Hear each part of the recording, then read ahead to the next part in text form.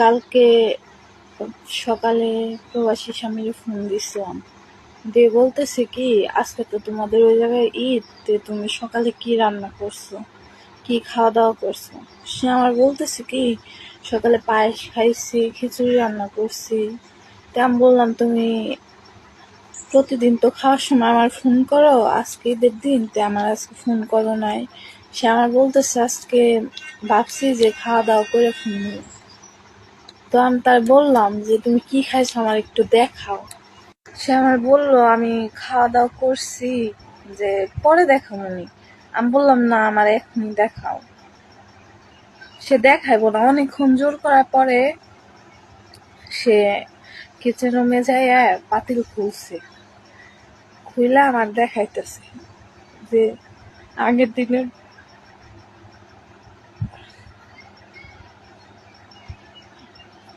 আগের দিনের পান্তা ভাত আর বাসি তরকারি তে সে রান্না করতেছে।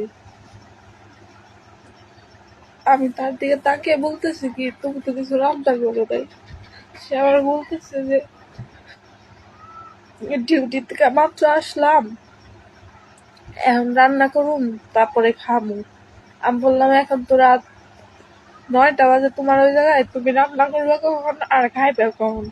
সে আমার বলতেছে যে এরই খাই না শুয়ে পড়ি, সকালে উঠে আবার রান্না করবি।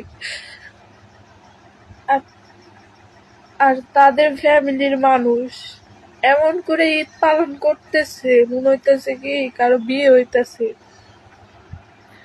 আর যারা টাকা কামাই করে টাকার বেশি, তারা আগের দিনের পান্তা ভাত, বাসি তরকারি এগুলো খেয়ে ঈদ পালন করতেছে।